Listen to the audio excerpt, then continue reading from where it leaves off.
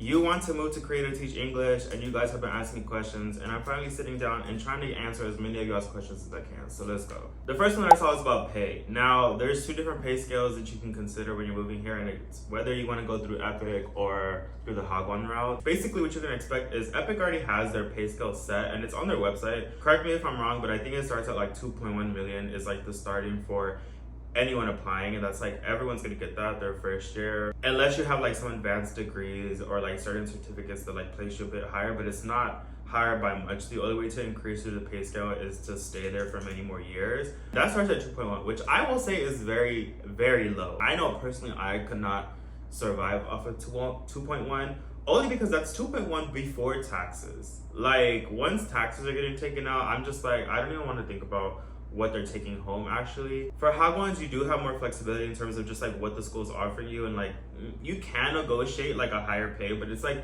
if you don't really have anything other than a bachelor's and a TOEFL certificate, there's not really any room to negotiate, I guess, with the schools. So basically what they offer you up front is what you're gonna have to accept, and like that's where I guess you can be more picky with which offers you choose, whether they offer you more or they don't.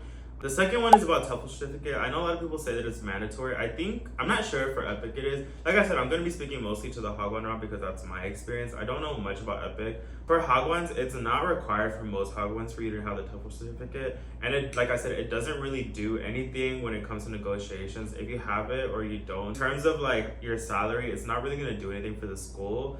And I don't think it really improves your chances significantly of being hired by a school. It's just like a good thing to have in case. I got mine through TOEFL Full Circle, like the online course, and I just got like a Groupon discount thing, and it was like $30 or something, and I just did the course online.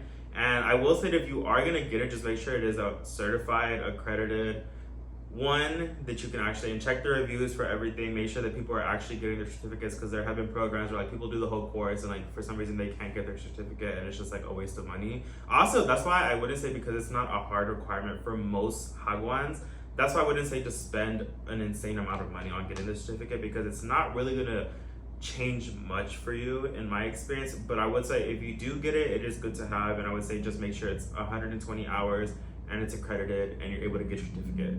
That's it.